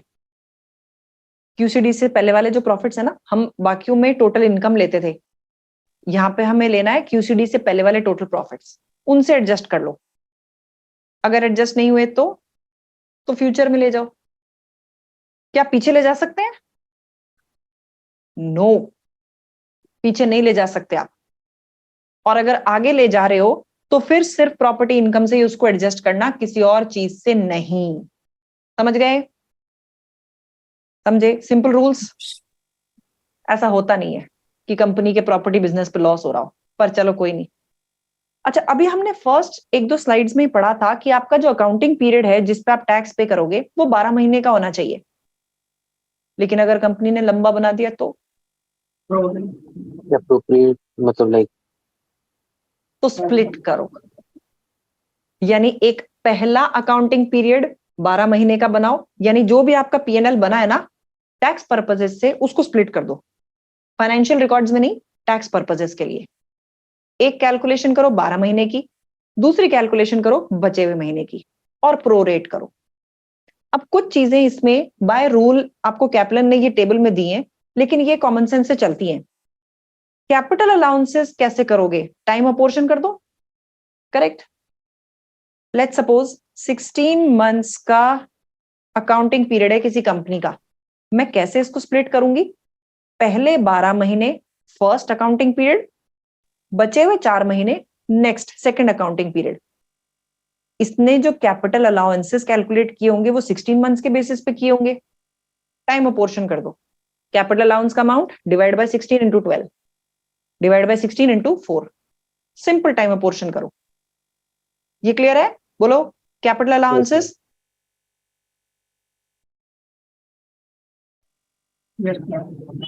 ठीक है, हम सेपरेट कैलकुलेशन करेंगे। अच्छा, AIA का क्या करोगे? वो तो वैसे भी अपन ने देखा था, 12 महीने के पीरियड के लिए 10 लाख होता है, 16 महीने के पीरियड के लिए कितना हो जाएगा? 10 लाख से ज्यादा। उसको भी टाइम अपोर्शन कर दो।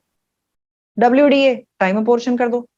जो रेट होती है 18% या 6%, that is for 12 month period. अगर 16 मंथ्स के हिसाब से है तो उसका एडजस्टमेंट उस बेसिस पे कर दो, या वरना मैं तो ये बोलूंगी इन्होंने तो कैपिटल अलाउंस कैलकुलेट किया ही नहीं होगा ना, तो अपन 18% 12 महीने के लिए अलग लगा देंगे, 4 महीने के लिए अलग लगा देंगे। तो इसके लिए ऐसे हो जाएगा। करेक्ट? समझे? अरे समझे क्या भाई? Yes, ma'am. Yes. Property income कर दो प्रोरेट, इंटरेस्ट इनकम कर दो प्रोरेट। चार्जेबल गेन का क्या करोगे? लेट सपोज सेल हुई है इस पीरियड में, तो चार्जेबल गेन यही आना चाहिए। Chargeable gain across the year नहीं होता, जो टाइम अपोर्शन करोगे एक पॉइंट ऑफ टाइम पे होता है। इस दिन सेल हुई, उसी दिन चार्जेबल गेन अराइज हुआ। It doesn't arise across the period of time. ये जो आइटम्स है ना, ये across the period of time होते हैं। This happens one day. Got it? तो वो दिन जिस भी अकाउंटिंग पीरियड में आ रहा है उसमें डालो चार्जेबल गेन को। Same applies for QCDs।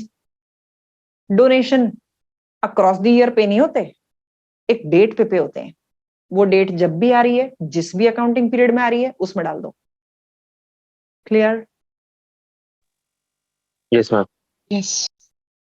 इससे पता चलेगा क्लियर और नॉट क्लियर। चलो, this is the last question of this chapter. उसके बाद में चैप्टर खत्म हो गया है। भागो मत, ये करेंगे अभी। It will take 5 minutes. Ash Limited prepared accounts for how many months? 17 17. months. Bifurcation कैसे करेंगे? फर्स्ट AP कितने का बनेगा? 12 12 months, and 5. 5 months.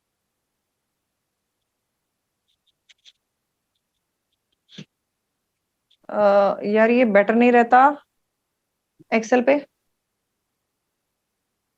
जल्दी जल्दी हो Yes. जाएगा। कर लूं हाँ एक्सेल में मैम। इसको? Yes, ma'am. हाँ मैम, है ना? बेटर होगा।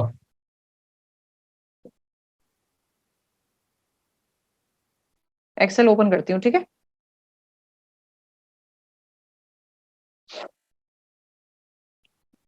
हम्म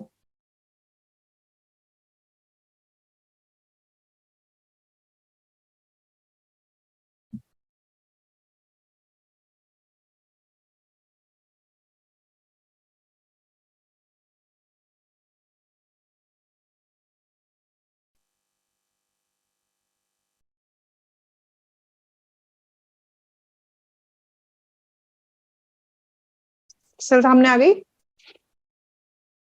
यस मैम।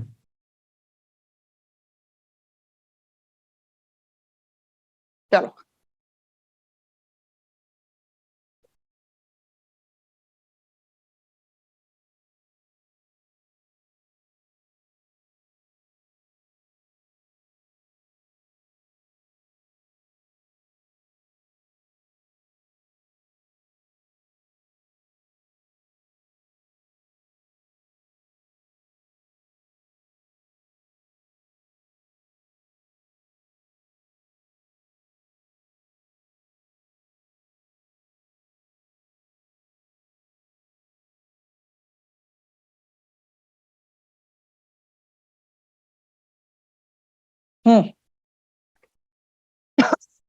ठीक है, चालू करें। Okay, trading profit adjusted for tax purposes but before capital allowances. आपके पास ट्रेडिंग प्रॉफिट कितने के हैं?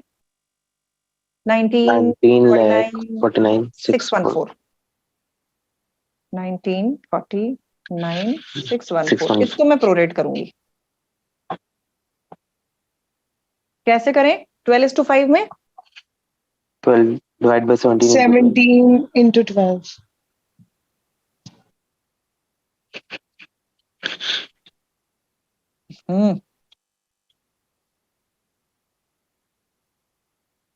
राउंड ऑफ कर दिया मैंने। ठीक है, कैपिटल अलाउंसेस मुझे माइनस करने थे बट मुझे मिल नहीं रहा अमाउंट, नीचे नीचे वाले पैराग्राफ में है। The company bought second hand plant costing 1,040,000 for use in trade on 1st February 2022. Tax WDV on the main pool is 45,000 pounds. क्या करें? मेन पूल ही है ना ये? हाँ, सेकंड हैंड पे तो मेन पूल पे ही आता है। ओपनिंग बोलो। 10,40,000. 45 नहीं, 45,000 होगा ना। 45। Of course. एडिशंस बोलो। 10,40,000। AIA के लिए एलिजिबल, यस। सुपर डिडक्शन के लिए उसके लिए एलिजिबिलिटी क्या होती है मैम? नया होना चाहिए, क्या होना चाहिए? नया। नया नया न्यू।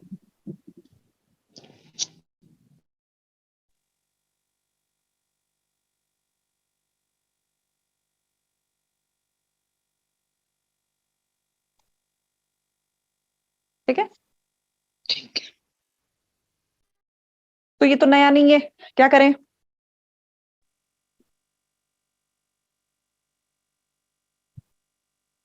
बताओ। ये ठीक है, 40,000 मेन पूल में डाल दिया मैंने, डाल दिया। अब आपके मेन पूल का बैलेंस क्या बचा? 85। अलाउंसेस मैंने अभी तक एक ही अलाउंस दिया है, दैट इज AIA। और कुछ? Any disposal? नो। No. नहीं है, कुछ भी नहीं है। वो 18% लगा देते हैं। ठीक है, कितने महीने का लगाऊं?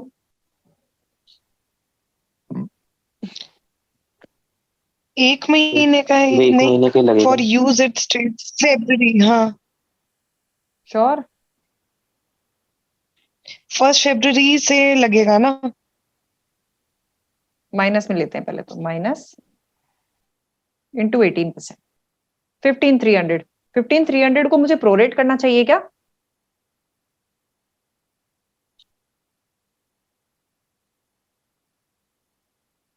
क्या बोलते हो?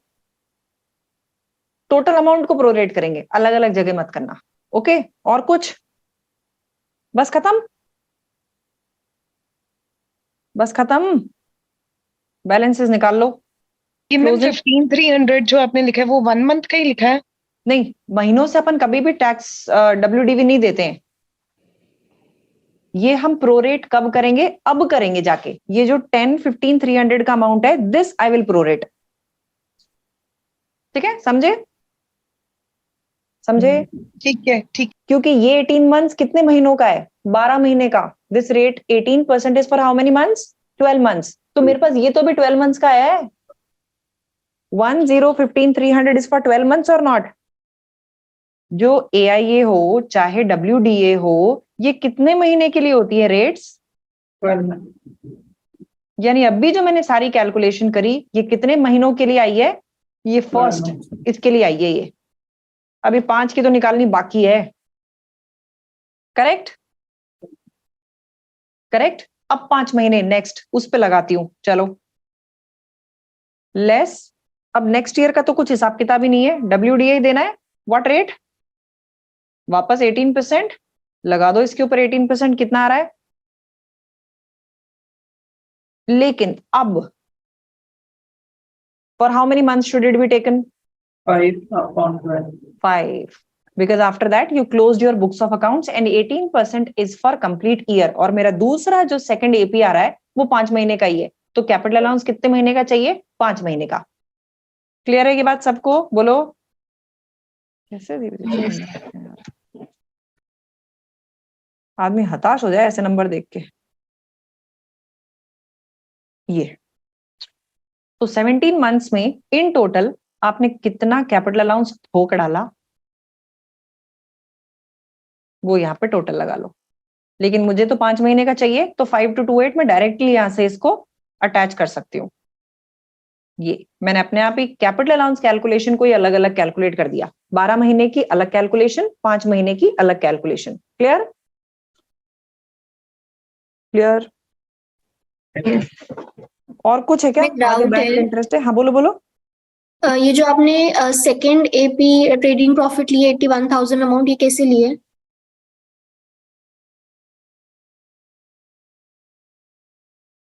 मेरा भी सेम फॉर्मूला है बट मैम मेरा डिवाइडेड फॉर्मूला बाय गलत है, 12 क्यों कर रहे हैं? 17 हो गया। doubt था। ठीक है, अब ठीक है। इधर मतलब मैंने कुछ गलत करा है या ये सही है? और इधर, ठीक है, सही है, यस मैम। सही पकड़े हैं। आगे देखो, ट्रेडिंग इनकम में या ट्रेडिंग प्रॉफिट्स में कुछ रहता है क्या? बैंक इंटरेस्ट, ये तो रिसीव हो रहा है यार, कहाँ जाएगा? और बैंक इंटरेस्ट में नीचे लंबी सारी कहानियां भी हैं, इसमें एडजस्टमेंट होगा। चलो इंटरेस्ट इनकम पे आते हैं, मैं उस पर जगह छोड़ रही हूँ, शायद कुछ हो। इंटरेस्ट इनकम अक्रूवल पे लेना है ना मुझे? यस। Yes ma'am. ठीक है, तो कैसे लें इसको, बैंक इंटरेस्ट को?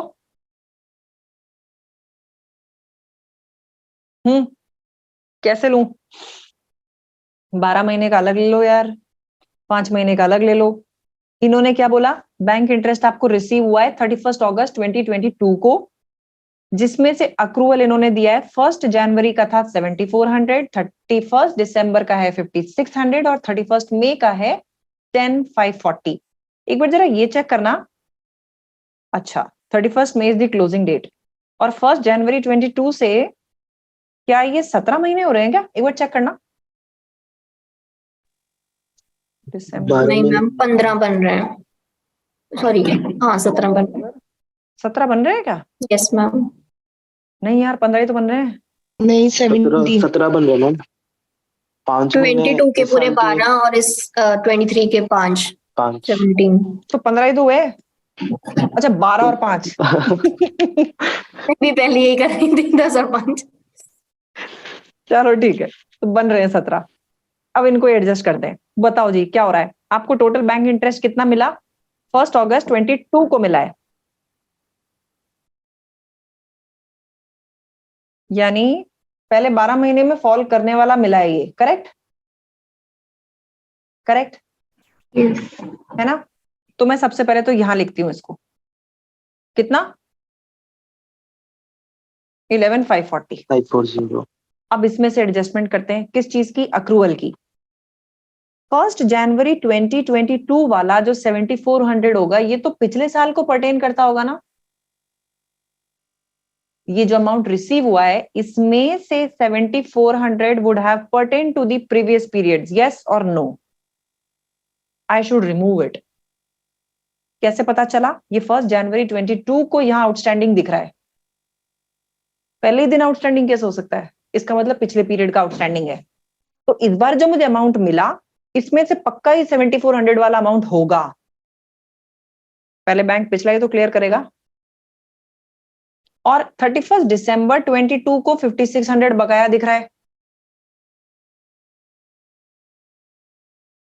वो मिला क्या इस बार? ध्यान से वापस से वापस सुनो, 31 अगस्त तक का। वापस सुनो। अगस्त भूल जाओ। इन्होंने बोला 31 अगस्त को एक पेमेंट हुआ, हमें मिला बैंक इंटरेस्ट, हमें मिला 11,540। ठीक है, 11,540 आपको मिलता है, जिसमें से हमें पता चलाना है कि इन 12 महीने का कितना है। 1 जनवरी 22 से 31 दिसंबर 22 का कितना है? आपको 11,540 मिलते हैं, जिसमें से आपको पता है कि इस पीरियड के स्टार्टिंग में 7400 was outstanding. That means 11,540 includes 7,400 which pertains to previous periods. Yes or no? Yes ma'am. तो मैंने 7,400 हटा दिया क्योंकि ये पिछले सालों का होगा, लेकिन मेरे इस साल का 5,600 बकाया है जो रिसीव नहीं हुआ होगा। क्यों? क्योंकि जो रिसीव हुआ है ना इंटरेस्ट, वो 31 अगस्त को हुआ है, उसके बाद में कुछ रिसीव नहीं हुआ।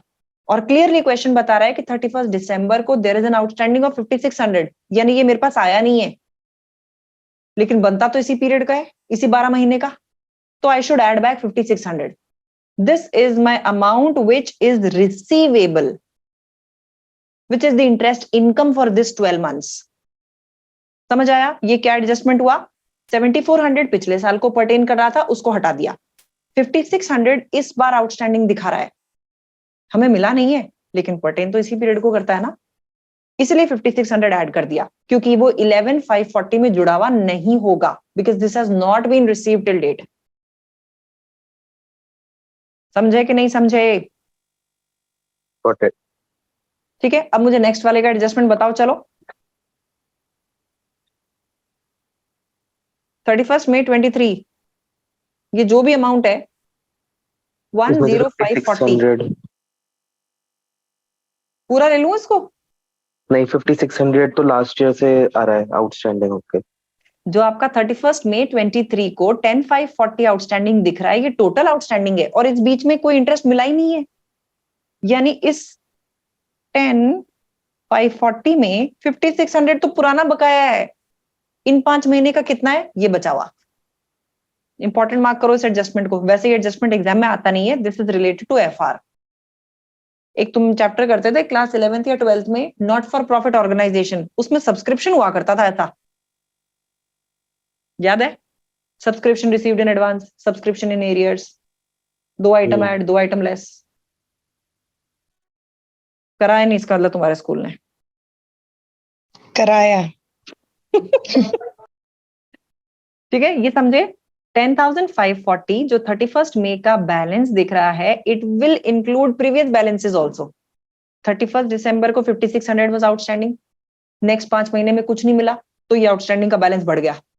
लेकिन मुझे तो इन 5 महीने का ही चाहिए. 5 महीने का कौन सा होगा? 10,540 माइनस 5600. क्लियर? समझे? समझे? प्रॉपर्टी इनकम पे आ जाओ. अब प्रॉपर्टी इनकम का क्या करूं? ये तो यार अपोर्शन कर दो ना. है कितनी property income? 25,500.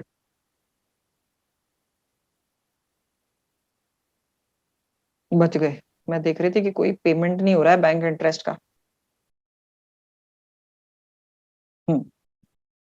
So property income is 25,500 for how many months? 17. 17. बताओ. ठीक है, ये इनकम. चार्जेबल गेन बोलो. असेट डिस्पोज ऑफ हुआ है 1 नवंबर 22 में. तुम्हारे कौन से पीरियड में फॉल करेगा ये? सेकंड में या First year फर्स्ट में? फर्स्ट. फर्स्ट में.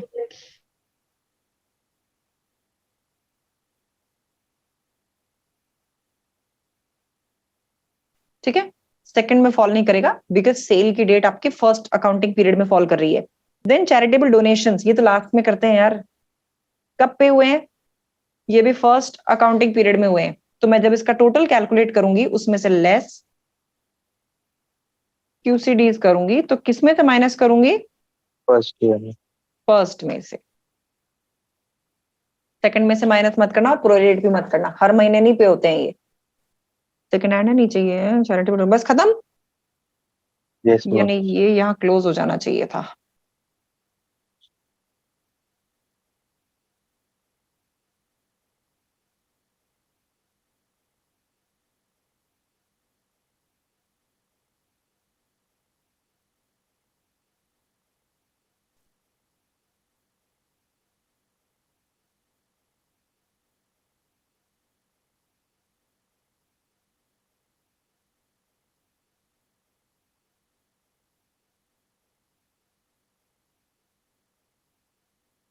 मैम आप एक एक सेल क्यों ऐड करो? सीधा सम का फॉर्मूला क्यों नहीं लगा देते? माइनस तो आप लिख ही रहे हो साइन. कई बार दिमाग काम नहीं करता. अच्छा, मुझे लगा शायद आप हमें बोलोगे हमें भी ऐसी करना है. हम का चलता है, पर वो कई बार अब ये हो रहा है ना कि क्वेश्चन खत्म करो. थक गई हूँ मैं सुबह से, तो दिमाग काम नहीं कर रहा. अब तुम मुझसे पूछोगे ना वो वाला प्रोविजन, ये वाला प्रोविजन, तो मैं IFRS तुम्हें पढ़ा दूंगी टैक्स में. ठीक है, ये लो. देखो इतनी फॉर्मेटिंग में जब करती हूँ ना मैं, इसका मतलब अब हो गया बस. आज का हो गया. गॉट इट, समझ आया? और Yes, यहाँ पे होता है चैप्टर समाप्त। इंटरेस्ट वाला थोड़ा डिफिकल्ट था, वो समझने में थोड़ा दिक्कत होएगी, दोबारा वापस रिकॉर्डिंग visit सुन करो। लेंगे। हाँ वापस विजिट रिकॉर्डिंग करो। सुन लेंगे। और इवन आई टेल यू एकता, ये डिफिकल्ट क्यों लग रहा है, क्योंकि सडनली एक अनडाइजेस्टेबल चीज सामने आ गई, इसलिए You एक are दो बार right. पढ़ोगे इट विल बी डन। तो बहुत ज्यादा प्रैक्टिस करना पड़ता है मैम। किस चीज को? नहीं, बहुत ज्यादा सम्स आ गया ना, दैट्स माय पॉइंट। नहीं, कॉर्पोरेशन टैक्सेस तो इजीएस्ट, कॉर्पोरेशन टैक्स से डर लग रहा है। नहीं, आई एम टेलिंग, अभी क्लाउड मिलके तो बहुत सारे सम्स आते हैं अभी, हाँ यस, अभी तो अभी तक के प्रैक्टिस ज्यादा सिलेबस, करना पड़ता है। यस करेक्ट करेक्ट विश्वास, अभी तक का तो सिलेबस, अभी तो सीजीटी, आईएचटी, वैट। क्योंकि मैम अभी जो आज 15% पढ़ा था वो बिल्कुल भी नहीं याद था, कुछ लीज वाला, कहीं वो छोटा लीज सा क्लॉज है, छोटा हाँ सा है वो वो। याद नहीं था बिल्कुल भी। कोई बात नहीं, इसका इलाज क्या है, अब फिर से तुम्हारे पास वीक डेज आ रहे हैं, वीक डेज में फिर से ट्रेडिंग इनकम विजिट करो। वैसे भी सेक्शन सी करोगे तो अब धीरे धीरे ये वैसे ही तुम्हें याद करने ही पड़ेंगे। Daily tax is not a paper जो आप वीकेंड्स पे पढ़ोगे प्लीज, वरना सैटरडे संडे से next Saturday Sunday it will be vanished. वो हाँ, आई बिल्कुल नहीं अग्री करना। Ma'am, I agree ma'am. ये होता मेरे को है तो यार, बहुत ज्यादा एक्सपीरियंस हुआ ये वाला। नहीं ये होता है, ये होता है यार, मुझे And तो पढ़ाते provisions mix हो 6 जाते साल हैं। हो गए। हाँ, प्रोविजन दिमाग से गायब हो जाते हैं। नहीं, मिस इसलिए मैं लिसनिंग बहुत मिक्स भी अच्छा हो समझ रहे में आ हैं। रहा, उसके बाद 1 week gap is like too much gap ma'am, it कुछ इज टू समझ, मच, कुछ याद नहीं रह रहा। Actually it is too much. मैं तो अभी इस क्वार्टर तो लाइव में मैं फंस गई, नेक्स्ट क्वार्टर जब एक बैच लाइव नहीं लूंगी, मैं वीकली टेस्ट लेने वाली हूँ और हर वीक मिलने वाली हूँ स्टूडेंट से, because that connect is needed. और इसमें तो हर वीक टेस्ट चाहिए सिर्फ प्रोविजंस के, सिर्फ प्रोविजंस के डालूंगी, क्योंकि इसकी कमियां मुझे दिख रही हैं कि ऐसा नहीं कर सकते बच्चे कि भाई हम तो 5 दिन बाद पढ़ेंगे क्योंकि हमारा ऑफिस है। यार मेरी भी आर्टिकलशिप होती थी, हम भी पढ़ते थे ना सीएफएनएल, और आर्टिकलशिप में तो आई कांट टेल यू, तुम लोग तो फिर भी प्रोफेशनली काम करते हो, हमें तो गधों की तरह रगड़ा जाता था। I remember even irrespective of being a girl, I used to come at 12 o'clock, 1 o'clock in the night. ये रह गया, वो रह गया, फाइलिंग रह गई, अब ये रह गया, इट वॉज नेवर एंडिंग। सब करते हैं यार। और एक बार में मैंने तो ये 8 पेपर दिए थे एक साथ, first shot, and it was all एक के बाद एक के बाद एक के बाद एक। तो और मैं तो बिल्कुल ही नहीं पढ़ती थी यार। पढ़ो पढ़ो, ये पढ़ने मत से ऐड solution करो, निकलेगा। 8 पेपर सब क्लियर और आप बिल्कुल नहीं पढ़ते थे। हाँ हाँ, ये कुछ ज्यादा हो गया मैम। कुछ ज्यादा ही ओवर द बोर्ड बोल दिया मैम आपने। हर नहीं पढ़ने यार, वाला बच्चा ऐसे ही बोलता है, मैं नहीं पढ़ा। अरे नहीं यार, मैं तुम्हें कारण बताती हूँ। मैं I was in a relationship at that time. हाँ मैम, फिर भी तो आप पढ़ते लोग अगर रिलेशनशिप में होके भी। दिन के 5 घंटे तो मैं घूमती थी। हाँ, मैं सुबह 4 बजे से 10 बजे तक डेडिकेटेडली पढ़ती थी, और उस टाइम ना हमारे पास ये बीमारी नहीं होती थी ना। अच्छा, हाँ ना। And I was not during the day पढ़ने वाला बच्चा ना, मैं रात को देर से पढ़ती थी 6 घंटे, और उसके बाद में बात खत्म। तो मैं ऐसे नहीं पढ़ी, सच में नहीं पढ़ी। और लोगों को मैं देखती हूँ ना, कोई 12 घंटे पढ़ रहा है, कोई 10 घंटे पढ़ रहा है। I never studied like that, but yes I studied for 8 months to prepare for these paper. ये 8 महीने मैंने सुबह 4 से 10 बजे तक पढ़ाई करी है, वो मैं मानती हूँ। लेकिन ऐसे मैंने कभी नहीं करी 10 घंटे और लग के और पागल हो रखे हैं। मेरे को तो पास ही नहीं होना था। जब पास नहीं होना होता है ना, तो आप पास हो जाते हो।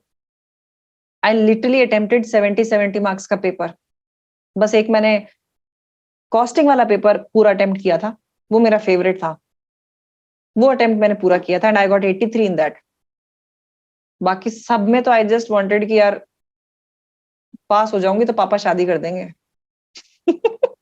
And my relationship was a case of intercaste marriage, and I come from a typical Jat family. मेरे भाई बहन मुझसे छोटे हैं, सो जस्ट इमेजिन कि वो इंटरकास्ट का भूत कैसा होता। हम तो ऑनर किलिंग के लिए नोन है। वो तगड़ा खेल खेला था मैंने कि नहीं, आई शुड नॉट पास। मैं पास हो गई तो घर वाले अभी टरका देंगे। तो थोड़ा उस उधेड़ बुन में थी मैं। आई अटेम्प्टेड 70 मार्क्स के पेपर्स कि कौन पास कर रहा है यार? लोग 100 मार्क्स अटेम्प्ट करते हैं, पास नहीं होते. And that was the first day I realised कि 70 के बाद 62 मार्क्स भी आते हैं, क्योंकि मैंने पेपर ही बहुत अच्छे अटेम्प्ट किए थे. मैंने वो दिमाग ही नहीं लगाया कि यार पेपर अच्छा होगा तो एग्जामिनर मार्क्स दे देगा. अभी सबके ना दिमाग इसमें चल रहे होंगे, मैम आपके रिलेशनशिप का क्या हुआ फिर? तो हो गई. I got married to my relationship only. पर मैंने हाथ पैर बहुत मारे थे फेल होने के लिए, जेन्युइनली. तो मैम दिस हाँ प्रूव्स हाँ दैट भी वही you were a motivation. Born genius. तभी तो 70 का करा और हाँ 60 आ भी गए. नहीं, ये तुम लोग भी ट्राई कर लो. नहीं जी, हमें नहीं करनी. We can't take that risk. नहीं. एक मैम सिंपल कौन सा रूल होता पार्ट, है. नहीं कौन सा पार्ट ट्राई करना है? आई टेल यू, तुम एक सिंपल सी बात बताओ, क्या तुम्हें सच में 100 में से 100 का पेपर आता है? Just be honest to your self. हाँ, नहीं आता होगा. बस. तो जब मैं पास होने गई नहीं थी, मैंने कौन सा पेपर अटेम्प्ट किया होगा जो मुझे आता है? ऑब्वियसली वो क्यों अटेम्प्ट करूंगी जो मुझे आता ही नहीं है? Now you just imagine, 70 marks में I devoted 3 hours and rest of the students give this 30 marks जो इनको आता नहीं है, उसको भी जोड़ देते हैं उसके अंदर. And I tell you one research which I have seen across checking these papers of the students. आपको जो नहीं आता ना, आप उसमें टाइम ज्यादा खर्च करते हो. मैंने 70 मार्क्स पे 3 घंटे लगाए थे, सजा सजा के, लाइनें बना बना के, ब्लैक पेन से अंडरलाइन कर रही हूँ, पेंसिल से अंडरलाइन कर रही हूँ. एग्जामिनर मेरा पेपर देख के बेहोश हो गया होगा. ये तो मुझे भी लग रहा था कि यार मैंने क्या पेपर कर दिया. बाद में जब नंबर आया ना, तो गुस्सा आ रहा था कि किसने कहा था पेपर करने को. कुछ इत्तेफाक की बात थी, आगे भी लड़के लड़के बैठे थे, पीछे भी लड़के बैठे थे. एंड बीइंग फीमेल्स हमारी राइटिंग अच्छी होती है ना, तो एग्जामिनर खुश भी हो जाता है कि अरे वाह, 10 कॉपीज के बाद में बड़ी बढ़िया सी कॉपी आई है, ले ले तू 70 ले, तू 80 ले, तू 83 ले. कई चीजें काम करती हैं. और सीए बनने के बाद में जब मेरा रिजल्ट आया, मैं घर पहुंची साइबर कैफे से उसका प्रिंट आउट लेके. मेरे सामने मेरे पापा खड़े हुए थे.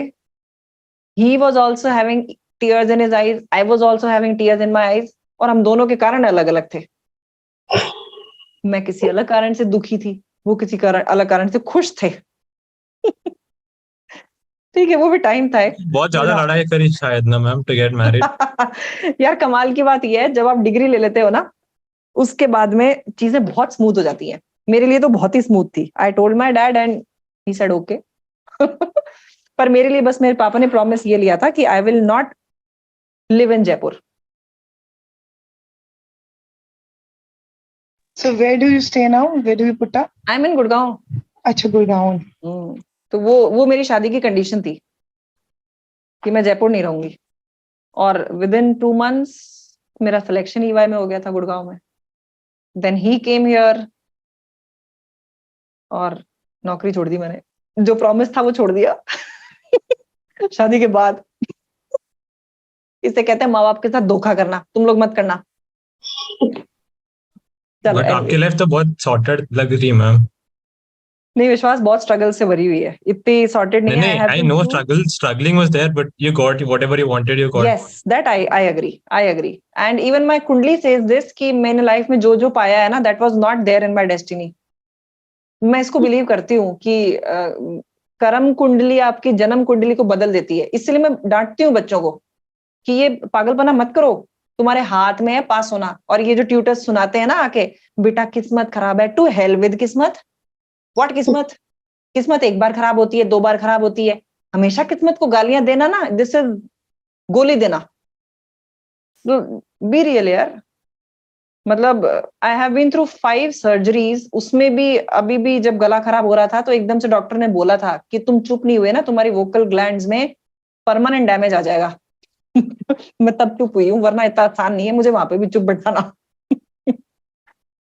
तो इट्स लाइक दैट ओनली कि I do not give up very easily. इसलिए मैं तुम सबको भी खींच देती हूँ कि ये मैं मेरे सामने मत किया करो. Office office office office handle करो, जो है सो है. सबके साथ ही है, निराला तुम्हारे साथ नहीं है. सब स्ट्रगल कर रहे हैं.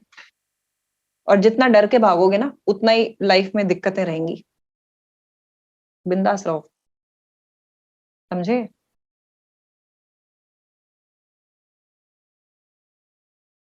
I am the vice president of my society RWA also. And twice police has been called against me. But police क्यों वाले ले मैम? जा नहीं पाए,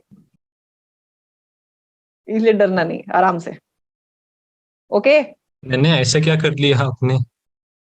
मेल ईगो को हर्ट कर दिया, दैट्स नाइस। अरे मजा इसलिए आता मैम। इसलिए आई. तो पुलिस वालों ने उन्हीं को ही आटे में लेके बोल दिया कि अगर आगे से इस तरह का फोन किया ना, it was hurting male ego. पर ठीक आई है, अंडरस्टूड, आई अंडरस्टूड। चलता है ये. बट सोसाइटी देखने में में चोरी बहुत मजा हुई. आता ma'am. My family was also wondering कि यार मम्मा आपको पुलिस से डर नहीं लगता. मैंने कहा आ जाएंगे क्या, and you should be afraid for them कि मैं वहां पहुंच गई तो मैं वहां क्या करूंगी. पर ठीक है, पॉइंट ये है, डरो मत किसी भी चीज से, ना बीमारी से, ना पेपर से, ना रिजल्ट से, क्योंकि डरने से कुछ होगा नहीं. You will not get anything. And stop giving excuses for anything. अभी मेरे पास एक चैट बॉक्स में आया, मैम मुझे टाइम ही नहीं मिल रहा. Ekta, I do understand. नहीं नहीं ma'am, but I need to take out more time कुछ भी करो, हाउस हेल्प रखो, because I domestic help have रखो. no, I have a job also, then these other things also, yeah. एक बात So- बताओ, जॉब चल रही है ना बच्चे के साथ? हाँ, जॉब चल रही है, but I have to move to Dubai. ये तो बहुत ही अच्छी बात है. Hmm.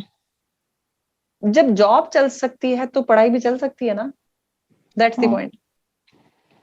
But you know, too many things get so overwhelming for me. वो तो मैंने Yeah. देखा है अभी अभी पेपर देते टाइम, मेरे पोस्ट में भी लिखा था मैंने. But still you can do, I still say. बहुत Yeah. ज्यादा नहीं करना, रोज आधे घंटे प्रोविजंस पे ध्यान लगाना है. रोज 1 घंटा एक क्वेश्चन करना है सेक्शन सी का. That's it. जब भी द बेबी इज स्लीपिंग, और utilise your family. Family support तो देखो चाहिए. मुझे मेरे हस्बैंड का सपोर्ट बहुत ज्यादा है, बहुत ज्यादा. मेरे बच्चे छोटे हैं, my daughter is 7 years, my son is 11 years old. वो खुद पढ़ते हैं. मैं उनके एग्जाम में सिर्फ उनसे पूछती हूँ, तैयारी वो खुद ही करते हैं. अक्रॉस द होल क्वार्टर मुझे पता नहीं होता वो क्या कर रहे हैं. एग्जाम से पहले जरूर मैं भागती हूँ उनके पीछे. Born intelligent. मजबूरी का नाम महात्मा गांधी होता है बेटा. दिनों की मम्मा के पास टाइम नहीं है, वो खुद पढ़ते हैं, तो ठीक है पढ़ लेंगे, दिक्कत क्या है.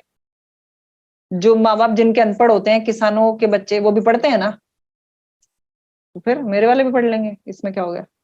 लेकिन मैम इस वाली एज पे ना पीछे पीछे भागना पड़ता है टू फीड एंड ऑल. नहीं, वो डर मैंने मेंटेन किया हुआ है, वो डोंट वरी. वो मेरी आंखों से डरते हैं. नहीं नहीं, मैं ये crucial as like 1 2 3. For Yeah, for this that. you need a help. I mean, Yeah, house. Yeah, वो- house वो help you is need. required. I don't have even that get help. any help. I have no cook, no cleaner in UK. So Harpreet, you Oh. are in UK, okay. So you have your husband and your, kid. But and my you. husband, he worked like 9-10 hour. He'd go out in the morning and come home like in the evening. So I have to cook, clean, take care of my daughter. But sorry, Harpreet, don't mind, but still I can sense that your provisions are well versed. Because, you literally, don't take me wrong, but I was literally so impressed. And, you literally motivated me. That if you can, I also can. Trust me on that. Fine, Ekta. Ekta, for you to just search for a help for you. Literally मैं ये तो चीज बोलती हूँ, मैं काम में तो बहुत निकम्मी हूँ यार. If you ask me to cook even 2 chapatis, मैं बाहर से ऑर्डर कर सकती हूँ. No. Currently, I'm at my mom's place, so yeah, I have help for that cooking, other things. But yeah, for him, yeah, I need to do things. But yeah, get some sort of help as well. वो that is needed. For me, my house is being managed by someone else, not me. तो So वहां से बच Harpreet, जाते हैं. are you doing job also or no? Who? Harpreet. Yeah, I'm working from home. Okay, yeah. So maybe we can connect offline. Yeah, sure. Boys, अब तुम में से किसी का मैसेज नहीं आना चाहिए, मैम आई एम वर्किंग, मैं पढ़ाई कैसे मैनेज करूं. हाँ मैम, अब तो I- देख लिए. I had one exam when I had C-section, and obviously my daughter came just kind of 2 weeks early. So I had only 2 weeks to study. And obviously, like when she was born, I had no help because my parents are back home. So, and that was like COVID time. So none of the family else can help me. So I used to wake up like 4 o'clock till 6 o'clock. And then I used to study every morning. And I think in that exam, I got 96%. सुन लो, सी मैं एक बात बताऊं, ये Born रात की genius. पढ़ाई है ना, रात No, की I'm पढ़ाई born is genius. dangerous. ये मैंने भी देखा है, आप सुबह क्या, 2 मैम? घंटे पढ़ते हो, that is much more effective than studying 4 hours in the night. ये एक बार ट्राई कर लेना मेरे कहने पे, चाहे तुम try this, but then you have to sleep in time. वो हैबिट अपने आप बैठ जाएगी 10 दिन में. आप रोज अगर 5 बजे नहीं उठ सकते, 6 बजे से चालू करो.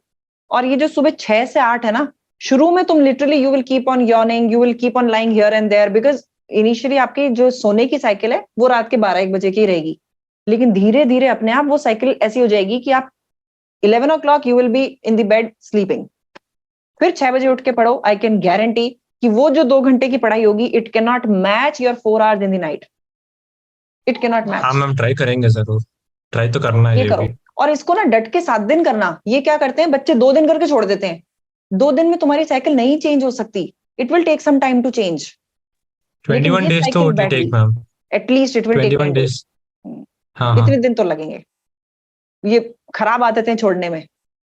सब काम करो, लेकिन सुबह के 2 घंटे, and then you are free. जो करना है करो. इसको ट्राई करना एक बार. मतलब ये मैंने खुद परखा हुआ है. मैं आज भी नहीं पढ़ पाती. खैर अब तो वो एज भी नहीं रही, अब तो खैर 3 घंटे पेपर ही देना मुश्किल हो जाता है, बट उस एज में भी मैं नहीं पढ़ पाती थी रात को.